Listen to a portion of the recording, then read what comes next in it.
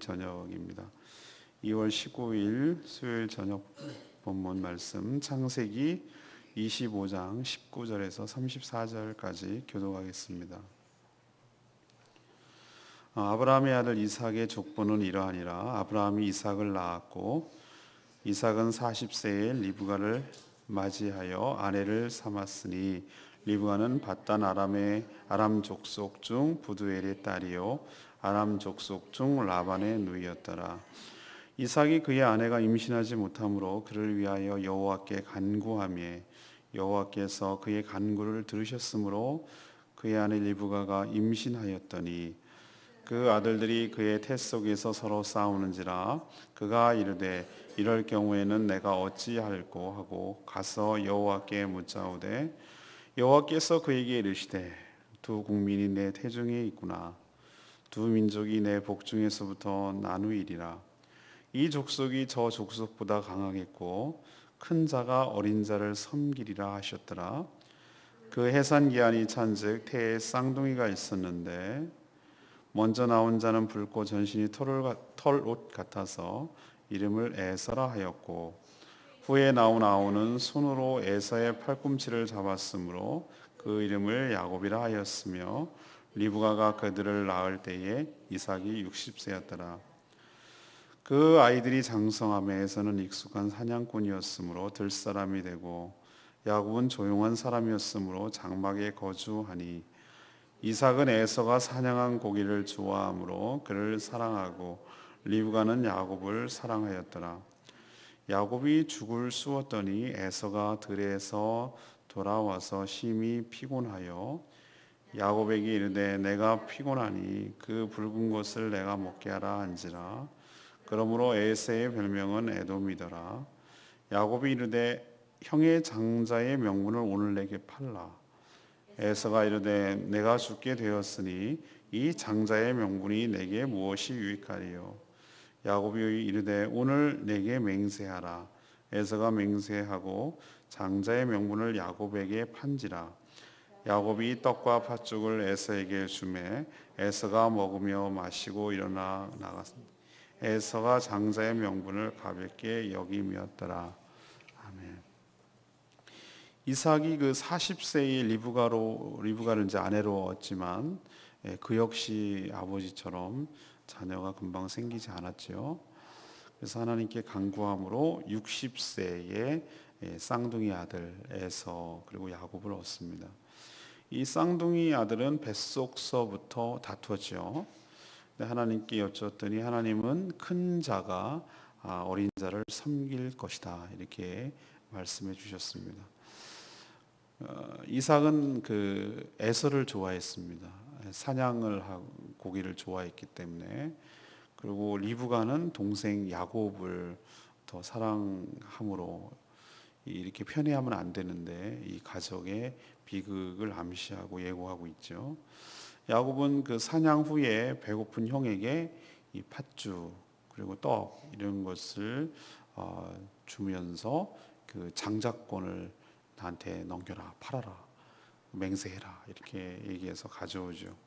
그래서 에서가 아주 경솔하게 행동한 것을 오늘 말씀을 통해서 알 수가 있는 것입니다.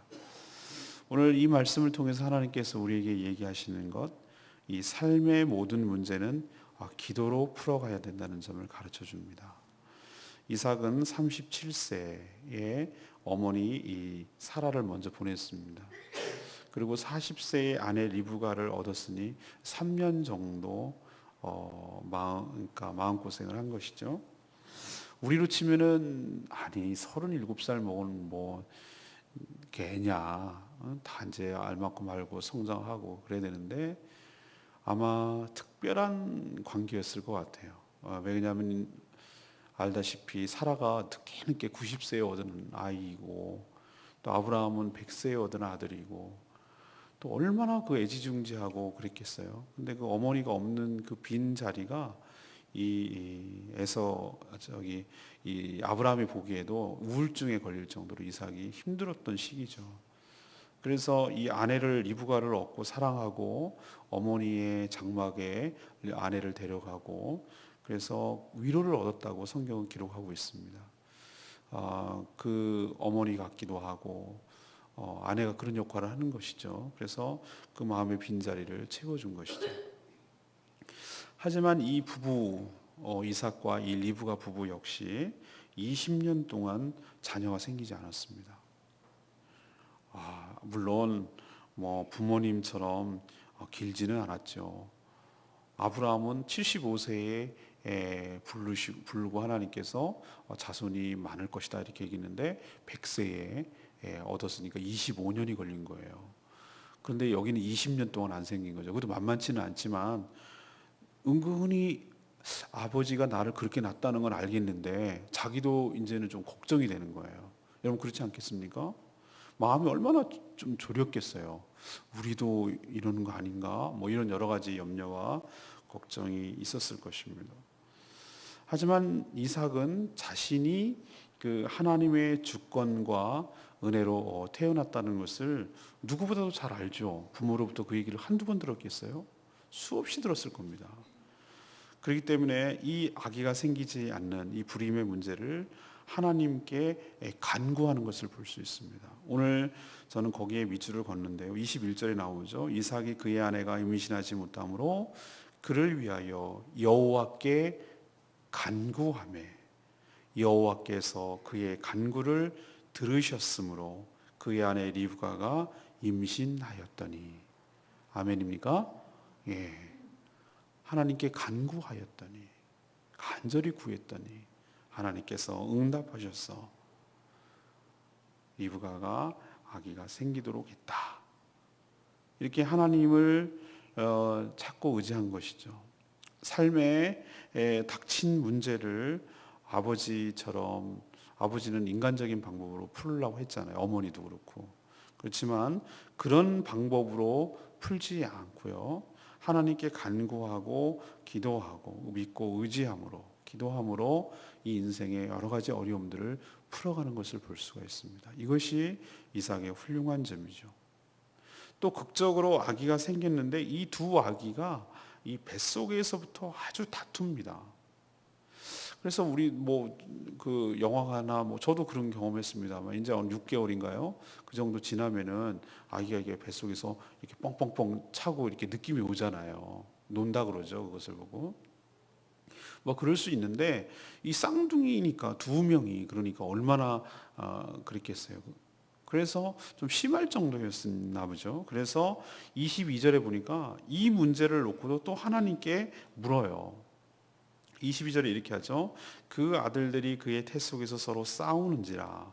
그가 이르되 이럴 경우에는 내가 어찌할꼬, 이럴 경우에는 내가 어찌할꼬 하고 가서 여호와께 묻자온대. 저도 여기에 밑줄을 긋습니다. 여호와께 묻자온대. 이 얘기가 뭐죠? 하나님께 뭐 했다는 얘기입니까? 역시 기도했다는 뜻입니다. 자, 우리는 이렇게 생각할 수 있습니다. 앞에 있는 문제는 어떤 문제였죠? 아기가 생기지 않는 불임의 문제였습니다. 그에 비해서 이 뱃속에서, 태속에서 두 아이가 서로 싸우는 문제는, 그거에 비하면 이 문제는 문제도 아니죠. 굉장히 뭐 아이들이 뱃속에서 그럴 수 있지 뭐. 좀 애가 심하게 노는구만 이렇게 생각하고 이것은 뭐 그런가 보다 애가 좀 이렇게 생각하고 넘어갈 수 있는데 그렇지 않은 거예요. 이삭에게서는. 이 문제도 하나님께 나가서 묻는 거예요. 이럴 경우 어떡할꼬? 인생에 있어서 의문이 생기거나 인생에 있어서 어려움이 생기거나 인생에 있어서 질문이 이럴 때 하나님께 나가서 묻는 거예요. 이게 이삭의 훌륭한 점이라 할 수 있습니다. 크건 작건 자기가 생각할 때 이게 중요하건 중요하지 않건 이것이 어려움이건 이것이 단순한 질문이건 그와 상관없이 자신의 삶에서 일어나는 모든 문제들 그리고 의문들 여러 가지 일들 그것을 하나님께 나아가서 묻고 대답하고 대화하는 것이 굉장히 체질화되어 있구나. 그것을 알 수가 있어요. 저는 이것이 이삭이 복을 받는 비결이었다. 이렇게 저는 생각을 합니다. 사랑하는 여러분, 안 묻는 게 문제죠. 요즘 우리가 늘 저도 주변에서 수없는 얘기를 많이 듣는데 소통이 얼마나 중요한가. 이 얘기를 어디 가나 얘기하더라고요. 소통, 커뮤니케이션. 서로 대화하는 것. 소통이 중단되면 관계가 단절되거든요. 그렇죠? 예. 늘 서로 자주 대화하고, 대화가 뭐 신중한 얘기만 서로 합니까? 전 맨 처음에 잘 몰랐을 때 교제 나눈다고 그래서 차 마시면서 그냥 쓸데없는 나 그런 게 너무 소모적이더라고요. 차 마시면서 커피, 전 대학 다닐 때도 카페는 안 갔어요. 굉장히 그걸 할 일 없는 것처럼 느껴졌어요. 생산적이지 않다고 생각을 했어요. 근데 제가 그걸 나중에 늦게 철들었어요. 그게 생산적인 것이 아니라 어떻게 보면 가장 생산적일 수도 있어요. 왜? 관계를 맺고 관계를 이어가고 관계를 깊게 하고 서로 인간적인 그 네트워크를 형성하는 것이 얼마나 인간 사는데 굉장히 중요하다는 것을 나중에 제가 깨달았어요. 우리가 서로 친해질 때 뭐 심각하게 우리 서로 친해 봅시다. 우리 친해지는 걸로 합시다. 뭐 이렇게 계약해서 친해지는 겁니까? 그런 어떤 목적 때문에 그렇게 기계적으로 친해지는 겁니까? 그렇지 않잖아요. 그냥 뭐 만나고 처음에는 대면 하다가 그 다음에 또 뭐 얘기하면 사람 됨됨이가 괜찮네, 믿을만하네, 뭐 이래 가면서 서로 관계가 깊어지고 뭐 주거니 받거니 뭐 이렇게 하다 보니까 저 사람 괜찮네, 사귀 보니까 이렇게 돼서 신뢰가 형성되고 더 가까이 가게 되고 그래서 더 관계가 깊어지고 사랑이 깊어지고 그런 거죠. 이게 자연스럽죠. 저는 인격적이신 하나님도 우리와의 관계에 있어서 그렇다고 저는 생각합니다. 하나님은 인격적이십니다. 하나님은 인격입니다. 하나님은 느끼고 깨닫고 생각하고 이런 것들이 우리와 사람과 비슷한, 우리는 하나님을 닮았으니까요. 그래서 하나님과 교제할 수 있는 유일한 피조물은 우리 사람밖에 없습니다. 영적인 존재이기 때문에.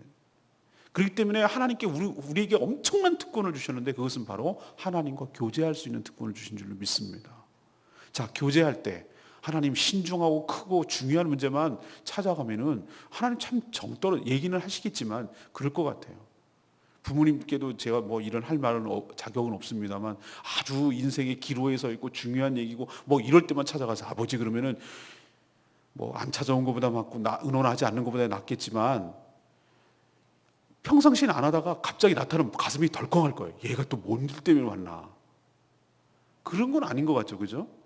그냥 장난도 치고, 우리 아들은 그런 것 같아요. 우리 창이는 저한테 어깨동무하고 아빠는 뭐 이러면서 키가 너무 작다는 둥 뭐 이래가면 그래 장난치고 와서 쿡쿡쿡 찌르고 맨날 막 목 뒤에 잡고 강아지처럼 이렇게 잡고 막 이렇게 장난을 쳐요. 근데 제가 싫은 게 귀찮을 수도 있지만 그게 자기 딴의 애정 표현이에요. 그게 친밀함이거든요. 뭐 얘가 와가지고 뭐 심각한 얘기하면 이거 피곤하죠. 그러나 그런 관계성 속에서 유대감이 형성되고 관계가 형성되고 신뢰가 형성되는 것을 생각하는 거죠. 여러분은 하나님을 어떻게 생각하는지 모르겠어요. 예, 하나님은 두 가지 양면성이 있습니다. 하나님은 굉장히 초월적인 신분이에요. 하나님은 우리와 상상도 할 수 없는 위대하시고 높고 높으신 분이에요. 그러나 멀리 계시는 하나님이 아니라 그 하나님이 우리 안에 계신 줄로 믿습니다. 이것이 하나님의 양면성이에요. 이분이 이런 분이기 때문에 이런 분을 내가 알고 교제할 수 있다는 것은 엄청난 특권이고 축복인 줄 압니다. 그런 하나님께 시시콜콜한 얘기, 잡다한 얘기, 뭐 그냥 껄렁한 얘기들도 하나님께 묻고 얘기하고 그러잖아요. 옛날에 그 유명한 유행했던 책에서 베인 목사님의 Good Morning Holy Spirit, 안녕하세요 성령님, 이런 책자가 유행한 적이 있어요. 얼마나 친숙하면 그런 얘기를 하겠어요. 안녕하세요 성령님, 성령님과 늘상 이렇게 대화하는 삶을 사는 거죠. 이삭이 중요한 문제건 작은 문제건 큰 문제건 소소한 문제건 하나님께 묻고 하나님께 질문하고 하나님께 간구하고, 그래서 인생의 문제를 이렇게 풀어간 것처럼 우리도 하나님을 너무 어렵게 생각하거나 너무 멀리 생각하거나, 그렇다고 함부로 여기는 건 아닙니다만 그 우리 친한 거하고 함부로 여기는 거는 좀 다르잖아요, 그죠? 우리 아들이 나한테 그래서 저놈 버르장머리 없는 놈, 저놈 아버지한테 저럴 수가 있나 이렇게 생각하는 사람보다는 제가 생각하기에는 친하니까 치대고, 아니 다 큰 고3 아들이 그렇게 치대는 것이 보기 좋다는 사람도 있어요. 저는 후자 쪽에 생각합니다. 이놈이 버릇이 없어가지고 말이지 이게 어디 아빠한테 버릇 없이 이렇게 생각하기보다는 아빠를 편하게 생각하고 아빠를 쉽게 생각하고 아빠를 그렇게 사니까 그렇게 접근할 수 있다는 것이 난 오히려 좋게 보인다 이거죠. 우리가 하나님을 함부로 여기는 것이 그래서 막 가까이 하는 것이 아닙니다. 하나님이 더 사랑스럽고 하나님이 너무 좋고 하나님께 치대고 하나님께 더 가까이 가고 그렇게 여긴다면 하나님이 얼마나 우리를 더 좋아하시겠어요. 그렇지 않아도 자녀이기 때문에 우리를 사랑하시고 우리를 축복하시고 우리를 안아주시겠지만 그 반대 리액션이 하나님을 더 가까이 가려고 하고 더 이렇게 소소한 것도 얘기하고 친밀하게 친하게 지내려고 우리가 반응을 한다면 창조주 하나님께서 아버지 하나님께서 우리를 향한 그 마음이 얼마나 기쁘시고 얼마나 크겠어요. 사랑하는 여러분, 기도는 꼭 내 소원을 아내는 수단이 아닙니다. 하나님께 대화하는 것이고 하나님께 친밀한 것이고 하나님과 관계를 맺어가는 것이고 하나님과 사랑하는 중요한 도구입니다. 우리가 언어가 서로를 알아가고 친하게 되듯이 기도가 하나님을 더욱더 알아가는 좋은 수단, 통로, 기회 그리고 축복인 줄로 아시고 기도를 통해 하나님께 더 나아가는 이삭과 같은 축복된 삶을 사시길 간절히 축원합니다. 두 번째 무엇입니까? 삶에서 귀한 것을 중요하게 여길 줄 알아야 된다는 점이에요. 삶에서 중요한 것을 귀하게 여길 줄 알아라. 돼지에게 진주를 주지 마라. 그런 표현이 있어요, 성경에. 이란성 쌍둥이로 태어난 형 에서 그리고 동생 야곱. 이것은 둘은 있잖아요. 이란성이란 게 내가 왜 이란성이라고 확신하냐면은 달라도 너무 달라. 이건 이란성일 수밖에 없어요. 일란성은 똑같거든요, 거의. 우리 저기 하은이 예은이처럼. 걔네는 일란성이에요. 처음에 저는 한 2주간인가 3주간 구별을 못했어요. 얘가 얘 같고 얘가 얘 같고. 근데 이제는 너무 뚜렷하게 구별을 해요. 뚜렷하게 구별할 뿐만 아니라 성격이 또 다른 걸 알겠어요. 둘이 달라요. 성격이 대해보니까 달라요. 예은이하고 하은이 좀 달라. 그런 것처럼 이 에서하고 야곱은 성향, 성품까지 너무 달랐어요. 외모도 다르고. 형은 어떻죠? 에서는 이제 피부가 붉고 그리고 털도 많아요. 남자다운 것 같아요, 제 생각에. 그리고 사냥도 잘해. 남자답잖아요.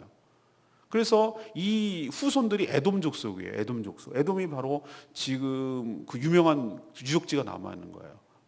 뭐죠? 그 요르단에 남아 있는 생각이 안 나네 갑자기요. 거기가 바로 이 후손들이 세운 나라예요. 인디아나 존스인가 거기서 나온 영화 배경도 됐는데 그래서 아버지의 총애를 받았어요. 왜냐면 아버지 이삭은 이러면 안 되는데 자식들이라는 게 물론 뭐 이쁜 자식이 있겠죠. 그런데 대놓고 이러면 안 돼요. 비극이 된단 말이에요. 그래서 아버지들은 참 먹는 거 너무 좋아. 이러면 안 된다. 자기가 입에 맞은 얘기를 해주니까 원래 그 야생이 맛있거든요. 야생이. 그래서 좋아했고 야곱은 조용한 성격이라고 내성적이었나 여성스럽죠. 그래서 주로 장막에 머물기를 좋아했죠. 그럼 이건 뻔하죠. 뭐 엄마 돕는 거죠. 뭐 엄마 뭐 할 거 없으세요? 빨래 개켜라. 그럼 빨래도 개키고 요리할 때 옆에서 이렇게 시다도 좀 해주고 팥 썰어라 그러면 팥 썰고 국 저어라 그러면 국 저었고 뭐 이렇게 하니까 이뻐할 수밖에 없죠. 근데 제 생각에는 리브가가 이뻐했다는 것은 뱃속에 있을 때 그 예언을 생각했던 것 같아요. 그러니까 자기 삼촌한테 도망가라고 얘기했던 것이 큰 자가 작은 자를 섬기리라 이것을 기억했던 것으로 보여요. 제 생각은. 어쨌든 야곱은요 태어날 때부터 형 에서의 발꿈치를 잡고 태어났습니다. 그래서 야곱입니다. 발꿈치를 잡았다. 뭐 애가 뭐 발꿈치를 잡은 게 무슨 의미가 있어? 난산인가? 뭐 이렇게 생각할 수 있지만 이 표현을 굳이 이렇게 해놓은 걸 보면은 이게 뭘죠? 뭘 의미하죠? 그는 태어날 때부터 누가 먼저 형님이 되느냐 갖고 싸웠다는 의미예요. 그러니까 야곱은 태어나는 그 아기 때부터 뭘 의미하는 거예요? 발꿈치를 잡을 때 형 가지마. 내가 할 거야. 내가 형 할 거야. 라고 말하는 그 형이 되고 싶어하는 마음이 아기 때부터 있었다는 것을 보여주는 것이에요. 형이 누릴 장자권을 얻고 싶은 거죠. 하지만 형 에서는 여기에 별 관심이 없는 것을 볼 수 있어요. 그러니 사냥 이제 허탕치고 배고파서 돌아오는데 야곱이 그 준 떡하고 붉은 것이니까 뒤에 나오는 거니까 팥죽이죠. 그 팥죽을 주니까 이거 배고프니까 그냥 허겁지겁 먹고 싶은 마음에 장자권을 달라 하니까 뭐 그런다고 장자권이 되겠어? 이렇게 말한다고 알았어 알았어 줄게 장난처럼 가볍게 여겼더라. 오늘 표현이 있죠. 34절 보니까 에서가 장자의 명분을 가볍게 여김이었더라. 이렇게 하는 거예요. 에서의 생각은 이런 것 때문에 장자권이 넘어갈 거라고는 몰랐을 거예요. 하지만 그의 삶의 태도를 보면은 귀한 것을 중요하게 여길 줄 모른다는 걸 알 수 있어요. 경솔해요. 귀한 자기의 권리를 누리지 못하고 그것을 소중하게 여기지 못하면 그것을 누릴 자격이 없습니다. 저는 성도의 특권 역시 엄청나다고 생각합니다. 하나님의 자녀된 권리가 얼마나 큽니까? 성도의 특권이 굉장합니다. 우리 안에 성령이 계셔서 우리를 보증해 주시고 우리를 가르쳐 주시고 우리를 깨우쳐 주시고 악한 권세가 우리를 함부로 하지 못하도록 보호해 주시고 사단이 우리를 함부로 할 수가 없어요. 왜? 예수가 우리 안에 있기 때문에. 그리고 하나님과 기도할 수 있는 특권이 있고 하나님의 말씀을 알아들을 수 있고 깨달을 수 있도록 성령께서 우리의 마음을 인도해 가시고 악이 싫어지고 악이 미워지고 내가 선택할 수 있는 자유권이 우리에게 생겨 있고 하나님 말씀을 사모하고 먹을 수 있는 특권을 주시고 이 땅에 여러 가지 고난이 있지만 하나님께서 그것을 피할 길을 주시고 감당할 수 있는 은혜를 주시고 천국의 모든 것들을 다 보장하시고 그것이 바로 자녀이기 때문에 누리는 특권일 줄로 믿습니다. 절대로 종은 누릴 수가 없어요. 천사들은 누릴 수가 없어요. 그래서 우리는 거듭나야 된다고 내가 말씀드리는 이유가 거기 있는 것이 하나님의 자녀가 되어야 되는 것이 육으로 난 자는 육이니 영으로 난 자여야만 하나님의 자녀가 되는 줄로 믿습니다. 이렇게 엄청난 특권이 있는데 에서처럼 이것을 가볍게 여기거나 경솔히 하거나 그것을 함부로 취급하거나 별 볼 일 없게 취급한다면 에서와 같은 결과를 가져올 수도 있다는 것입니다. 사랑하는 여러분, 여러분도 성도의 특권을 귀하게 여길 줄 아시고 또 그것을 잘 누릴 수 있게 되는 성도들 되기를 간절히 소망합니다. 세 번째는 삶은 말이죠. 하나님의 섭리와 인간의 소원으로 이루어지는 것을 볼 수 있습니다. 쌍둥이 형제는 엄마 뱃속에서부터 다퉜죠.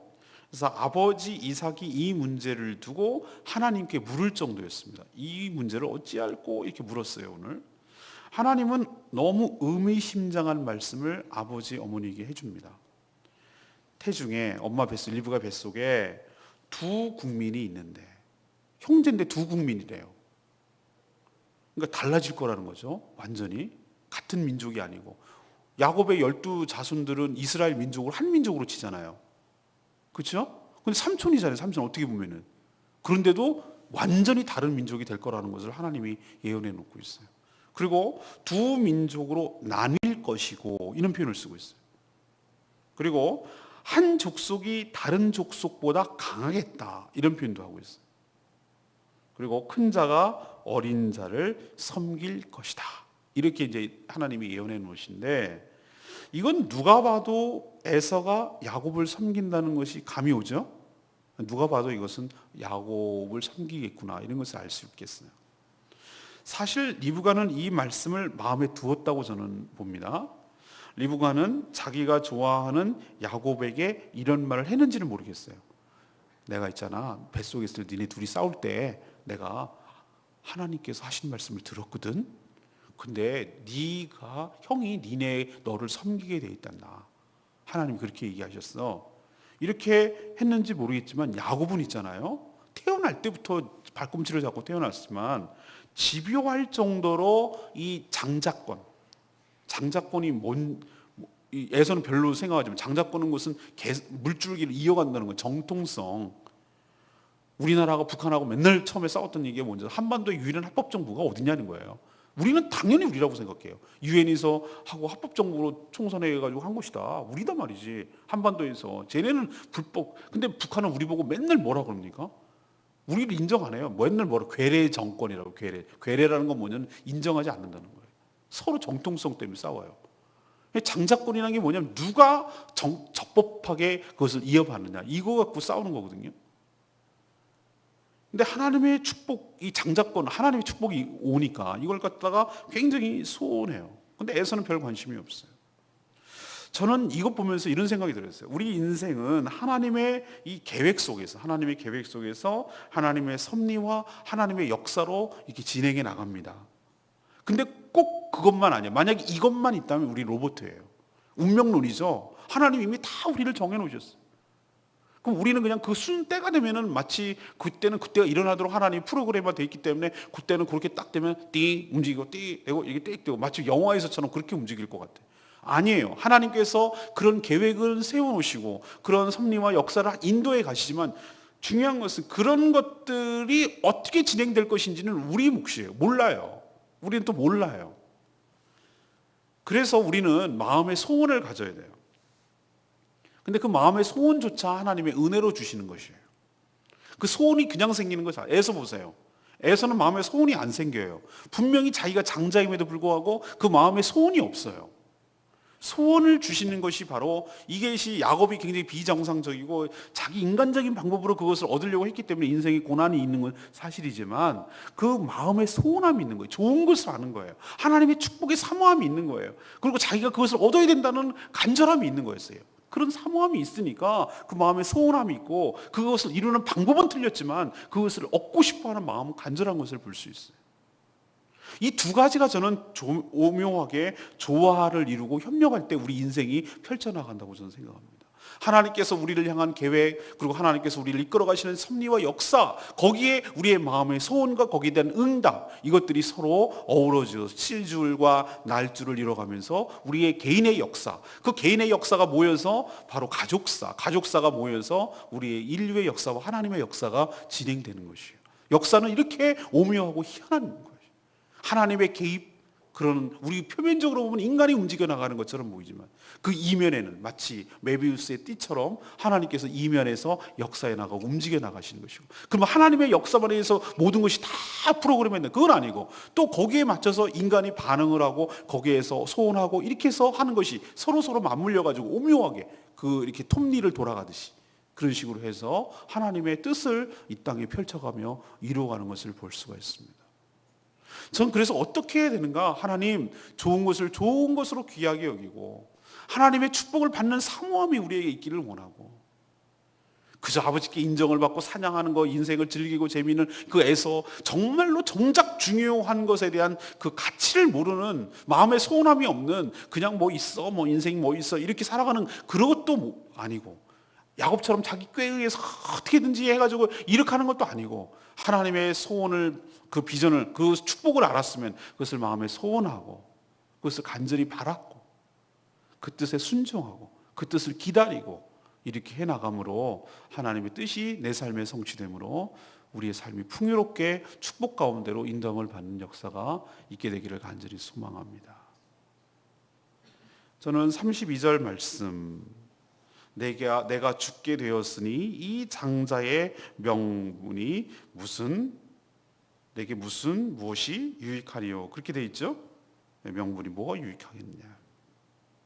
이 들에서 이제 빈손으로 돌아와서 심히 피곤한 형에게 떡 그리고 팥죽, 나는 팥죽만 준 줄 알았더니 오늘 성경을 읽어보니까 떡도 줬더군요.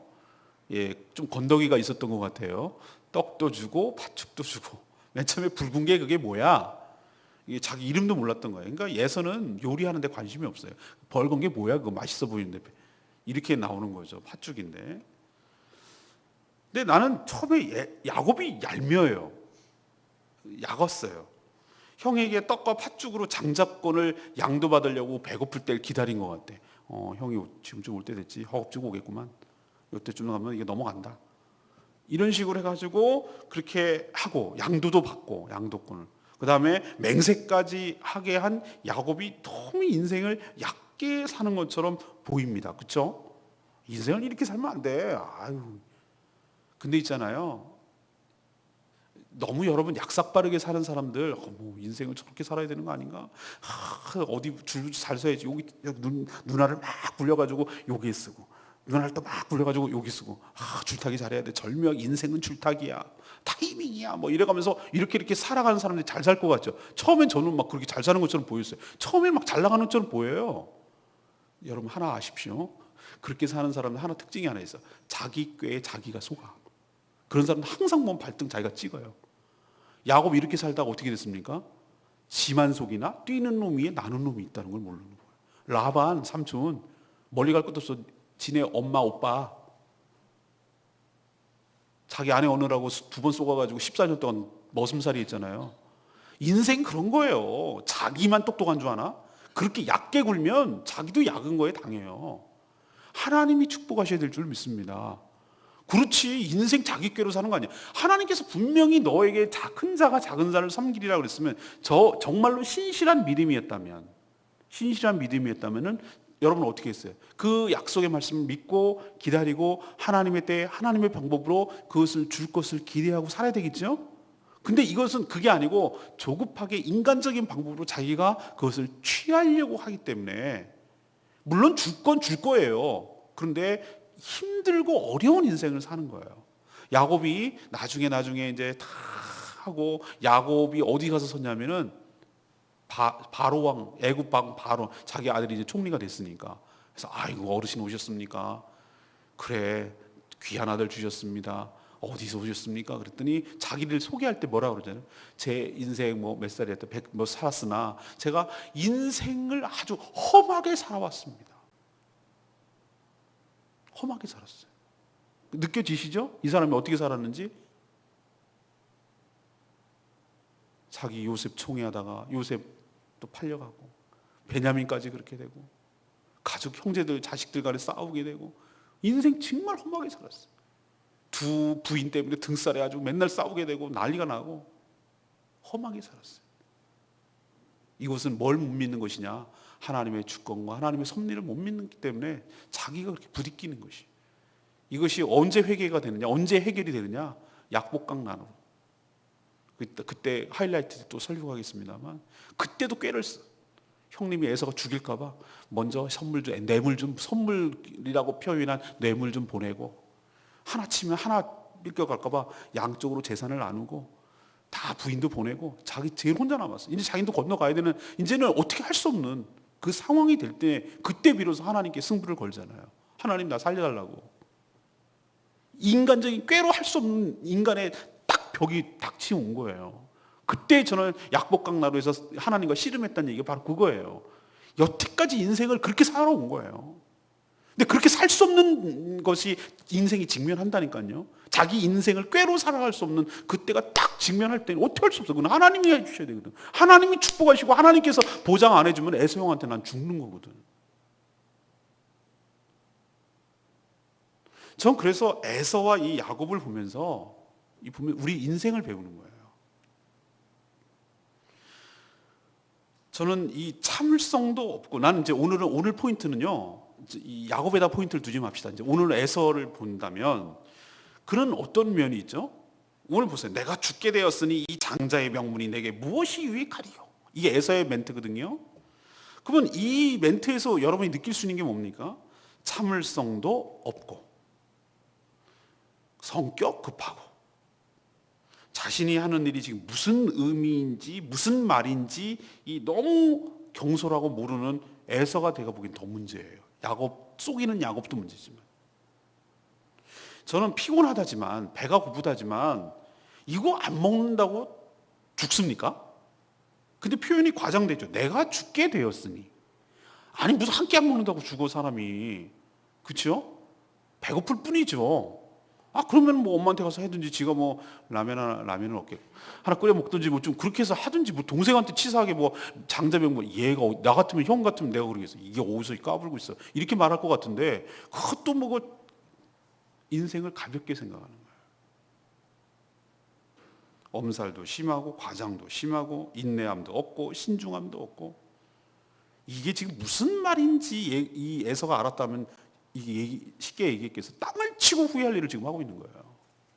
그래서 제가 깨닫는 바가 있어요. 저도 배고픈 건 이 에서 보면서 제가 많이 생각이 났어요. 저도 참 배고픈 거 못 참거든요. 저는 뭘 먹느냐가 중요한 게 아니고 밥 주고 상관없어요. 라면 줘도 되고 뭐도 줘도 되는데 배고프면 참 막 손이 떨려요, 저는. 그래서 막 신경질이 나고 막 화가 나요. 그래서 내가 에서의 심정은 조금 이해가 돼요. 그런데 이게 인생이 걸려 있고 내 장래가 걸려 있고 내 후손의 장래가 걸려 있다고 하면은 이게 그렇게 쉽게 말할 문제가 아니죠. 우리도 마찬가지입니다. 조급하면 집니다. 사단은 항상 조급하게 합니다. 그리고 먹는 문제 가지고 넘어가게 합니다. 그냥 자기의 육신대로 살으라고 사단은 요구합니다. 너의 그 감정대로 해. 너가 느끼는 대로 해. 인생 뭐 있어? 그냥 그렇게 살아라고 우리에게 계속 요구하지만 여러분은 그렇게 살면 안 됩니다. 우리는 사람이 떡으로만 사는 것이 아니라 하나님의 말씀으로 사는 존재인 줄로 믿습니다. 그래서 에서 같은 실수를 하면 안 된다는 것을 제가 또 한 번 다짐하고 하는 것이죠.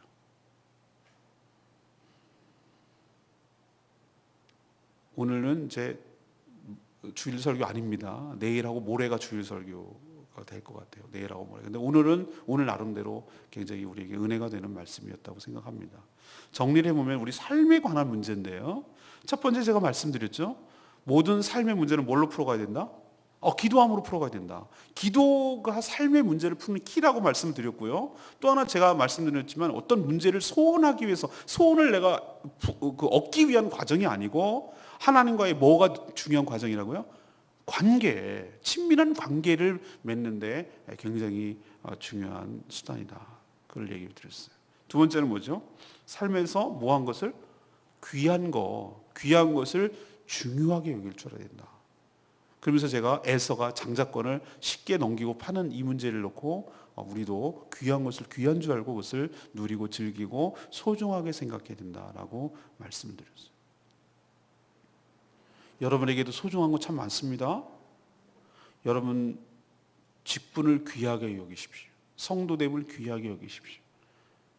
말씀의 자리를 귀하게 여기시고 저희 교회를 귀하게 여기시고 여러분이 살고 있는 이 제주 땅을 귀하게 여기시고 나의 조국 이 대한민국을 귀하게 여기시고 나가보면 애국자 다 돼요. 우리나라가 얼마나 잘 살고 우리나라가 얼마나 좋은 곳이고 다 느껴져요. 나가봐야 안다니까요. 사랑하는 여러분, 그 귀한 것을 누리시길 바라고 귀한 것을 귀한 것으로 잘 소중하게 다룰 줄 아는 그런 여러분 되시길 바랍니다. 여러분의 생명 그렇게 길지 않습니다. 시간 귀한 줄 아셔야 돼요. 낭비하면 안 돼요. 여러분이 받은 직분 그 귀한 것으로 여겨야 돼요. 에이 뭐 집사 뭐 다 개나 소나 다 집사더라 야 뭐 이러면서 아주 집사 직분을 가볍게 여길까봐 저희 교회는 신중하게 하기도 하고 귀한 것으로 여길 줄 알아야 된다고 생각하기 때문에 제가 서약서도 받고 그렇게 하는 이유가 그러면 안 돼요. 귀한 것을 귀한 줄로 알고 하나님께서 엄청난 기회를 주고 특권을 주고 섬길 수 있는 기회를 준 거 알고 감사함으로 받을 때 그것이 나에게 유익이 되고 나에게 축복이 될 줄로 믿습니다. 이 연장성상에서 제가 이 이 말씀 하나만 들으면 안 되고 이 말씀을 들고 내 삶에 어떻게 레마의 말씀으로 받고 이것을 삶에 적용해야 할지 여러분이 성령을 통해서 잘 받으셔야 된다고요. 단순히 여기서 난 장자권 없는데 이렇게 생각하면 하나님 말씀을 제대로 못 알아듣는 거예요. 세 번째는 뭡니까? 삶은 하나님의 섭리가 뭐로 이루어진다? 소원으로 이루어진다고 말씀드렸어요. 여러분은 어떤 마음의 소원이 있습니까? 사모함이 있어야 돼요. 하나님 저를 복내려 주세요. 하나님 저를 축복해 주세요. 하나님 더욱 하나님의 사랑을 받고 싶어요. 여러분 소망합니까? 여러분 뭐 주면 좀 말고 뭐 많이 말고 이런 마음이 있습니까? 아니에요.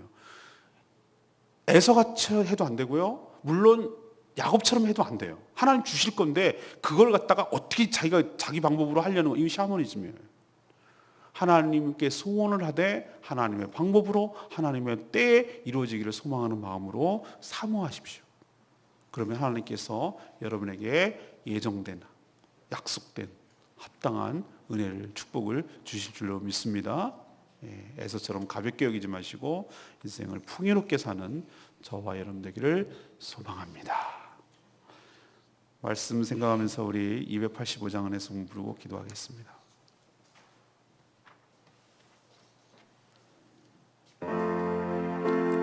그렇습니다. 하나님께서는 아침에 밤에 우리를 축복하시고 우리를 은혜를 베풀어 주시는 분이신 줄로 믿습니다. 그 하나님의 인자하심과 그의 성실하심 때문에 우리가 오늘 하루를 살아갈 수 있는 줄로 믿습니다. 우리 인생이 그렇게 이루어지는 줄로 믿습니다. 하나님의 감사한 마음으로 이 찬양 같이 하겠습니다. 아침에 주의 인자하심을 나타내시며 밤마다 주의 성실하심을 베품이 좋으나이다. 아침에 주의 인자하심을 나타내시며 밤마다 주의 성실하심을 베품이 좋으나이다. 여호와께 감사하며 주의 이름을 찬양.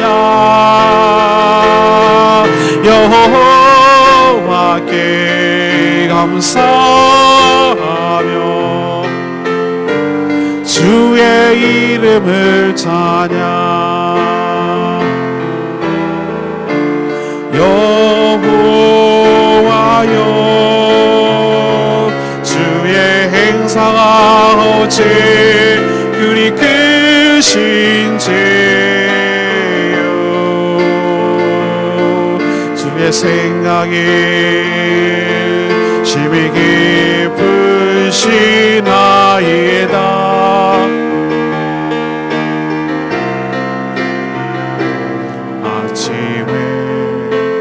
주의 인자하심을 나타내시며 밤마다 주의 성실하심을 베품이 좋으나이다.